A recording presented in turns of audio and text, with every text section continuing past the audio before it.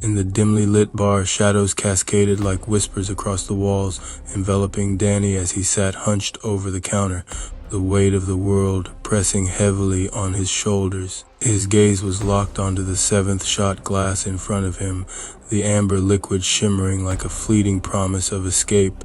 With each gulp, he felt the familiar burn trail down his throat, a bittersweet sensation that temporarily muted the relentless ache gnawing at his insides. It was a ritual he had grown to depend on, a desperate attempt to drown the pain that had taken up residence in his heart. His friend, a steadfast presence leaning against the bar, wore an expression that reflected a tumult of concern and frustration. Breaking the silence, he ventured, "Come on, Danny. You've been drinking all night.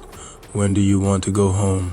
The words hung in the air, a lifeline cast into the murky waters of Danny's despair, but they felt distant, like echoes of a life he could no longer grasp. "No," Danny replied, his voice slurred yet resolute, the single syllable a fortress against the world he was trying to evade.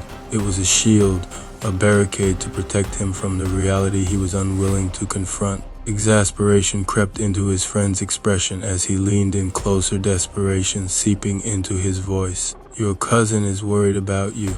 She told me she was calling your phone, and you don't pick up." Each word was laden with concern, an attempt to pierce through the fog of alcohol that enveloped Danny, a shroud that isolated him from the warmth of human connection. Danny turned slightly, casting a sideways glance at Mickey, the bartender, whose steady hands polished glasses with a practiced ease. Mickey observed the scene with a knowing gaze, one that spoke of countless nights spent watching others drown in their sorrows. "Hey Mickey, I don't need your lecture. I just need some more drinks," Danny snapped, desperation lacing his plea, a craving for oblivion that overshadowed any thoughts of the consequences. Mickey regarded him with a furrowed brow, a blend of concern and resignation etched into his features, as if he had witnessed this tragic dance too many times before. "Okay then, how much more do you want, Danny?" he asked, his voice steady but tinged with an underlying current of worry. "Just leave me about 3 bottles, Danny replied dismissively, as if the request were trivial, as if it held no weight beyond the fleeting moment. Mickey was taken aback, the shock evident in his widened eyes. "Danny, I don't want to see you drink yourself to death," he cautioned, his voice rising slightly, filled with genuine concern.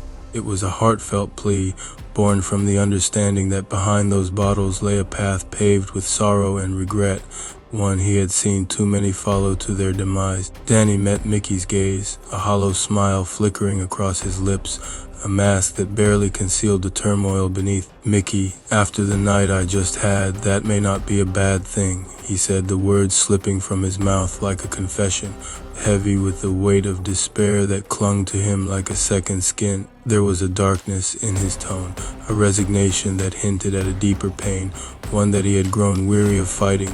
Seeing the determination in Danny's eyes, Mickey sighed, the battle lost for now. With a heavy heart, he grabbed 3 bottles from the shelf and slid them across the bar with a reluctant hand. "Just take care of yourself, all right?" he said quietly, his voice barely above a whisper before he turned to attend to another customer, leaving Danny to his solitude, a solitude that felt both suffocating and strangely comforting. As the bottles landed before him, a twisted sense of relief washed over Danny, a fleeting moment of solace that promised to numb the chaos swirling within. The world around him faded into a blur of noise and laughter, but he remained anchored in his own torment, a solitary figure lost within the cacophony. In that moment, he was both comforted and tormented, waging a war within himself that no one could comprehend. Each drink was a battle cry against the pain, temporary reprieve that would soon dissolve into the abyss, leaving him to confront the haunting shadows of his reality once more. As Mickey watched Danny finish one bottle after another, a sense of helplessness washed over him. He could feel the weight of the situation pressing on his chest, tightening like a vice. With a heavy heart, he picked up his cell phone and dialed his wife, desperation creeping into his voice. "You won't believe this," he began, the words tumbling out in a rush. "Danny is down here drinking himself to death. I don't know how to stop him. He glanced over at Danny, who had succumbed to the alcohol's embrace, his body slumped over the bar. Tears streamed down Danny's face, a silent testament to the turmoil he was fighting within. The sight cut Mickey deeply, and he couldn't help but whisper, "Oh, Danny, what have you become?"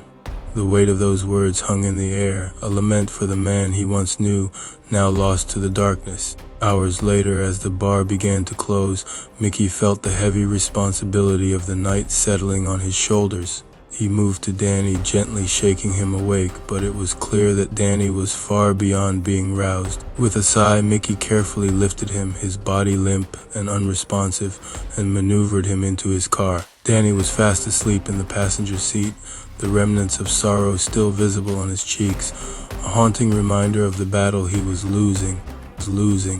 Mickey took a deep breath and started the engine, the hum of the car a stark contrast to the chaos of the bar.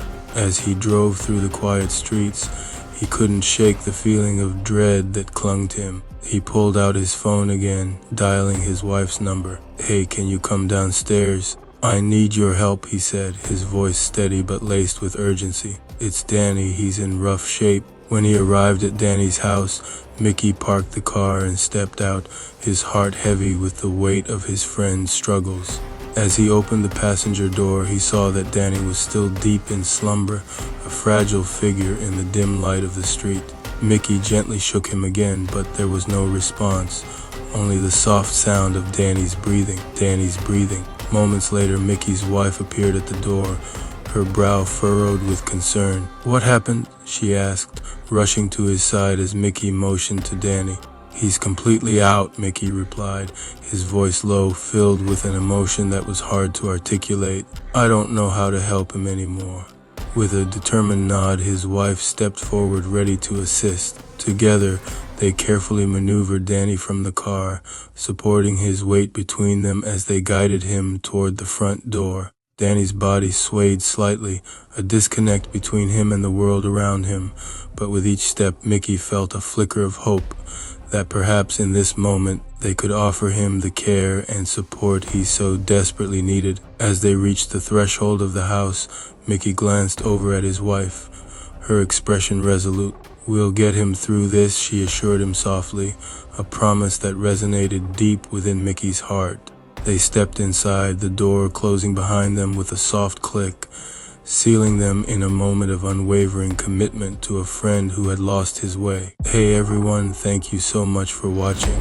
I really appreciate your support. If you enjoyed this video, please give it a thumbs up and consider subscribing for more content like this. Don't forget to drop your thoughts in the comments below. I love hearing from you. Thank you so much again.